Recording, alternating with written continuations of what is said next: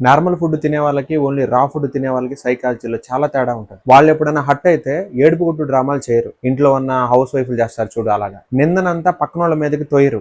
ఆఫీసులో sprint complete అవ్వకపోతే scrum master కి నువ్వు చెప్తావు కదా, వేరే టీం వాళ్ళ డిపెండెన్సీ వల్ల ఇది బ్లాక్ అయిందని చెప్పేసి. అలాగా ఎవరితోనూ యుద్ధం చేయరు. నీ టీమ్మేట్ కి నీకన్నా 1% హైక్ ఎక్కువ వస్తే మేనేజర్ తో నువ్వు అంటావు కదా, రేపటి నుంచి నేనంటే చూపిస్తాను, డిపెండెన్సీ అంటే ఏంటో చూపిస్తానని. అలాగా జరిగిన దానికి ఎవరికి సమాధానం చెప్పరు, ఎవరికి కంప్లైంట్ చేయరు, కనీసం ఎవరికి ఎక్స్ప్లెనేషన్ కూడా ఇవ్వరు. వాళ్ళు ఎవరు అటెన్షన్ కోసం ట్రై చేయరు. పక్కింటోళ్ళ మీద చుట్టాల మీద మనం పెట్టుకున్నట్టు కోపాలు పెట్టుకోరు. వాళ్ళకి జరిగిన అన్యాయాన్ని అవమానాన్ని యాస్ కింద పెట్టుకుని నిశ్శబ్దంగా కామ్ గా బ్యాక్ పాకెట్ లో 2 చేతులు పెట్టుకుని నడుచుకుంటూ పోతా ఉంటారు. ఈ ప్రపంచాన్ని మొత్తాన్ని వాళ్ళు రిజెక్ట్ చేస్తారు. వాళ్ళు ఎవరిని గుడ్డిగా నమ్మరు. ఆఫీస్ లో మనం జూనియర్ గా ఉన్నప్పుడు సీనియర్లు మనకు వర్క్ ఎక్కువ ఇచ్చి ఇబ్బంది పెట్టి రేపు మనం సీనియర్లు అయిన తర్వాత మనకు వచ్చే జూనియర్లకి అవన్నీ గుర్తు తెచ్చుకుని సేమ్ వాడికి కూడా ఎక్కువ వర్క్ ఇచ్చి ఇబ్బంది పెట్టాలనే దిక్కుమాలిన థాట్స్ వాళ్ళకి రావు. ఇవన్నీ ఎలా పాసిబుల్ అవుతాయి అంటే వాళ్ళకి 3 పూట్ల రా ఫుడ్ తినడం వల్ల వాళ్ళ హార్ట్ బీట్ మనకు మళ్ళీ 72 సార్లు కొట్టుకోదు, 60 నుంచి 65 సార్లు మాత్రమే కొట్టుకుంటుంది. మన బ్రీత్ ఇన్ బ్రీత్ అవుట్లు 25 నుంచి 30 మధ్యలో ఉంటే వాళ్ళ బ్రీత్ ఇన్ బ్రీత్ అవుట్లు మాత్రం 10 నుంచి 12 మధ్యలో ఉంటాయి.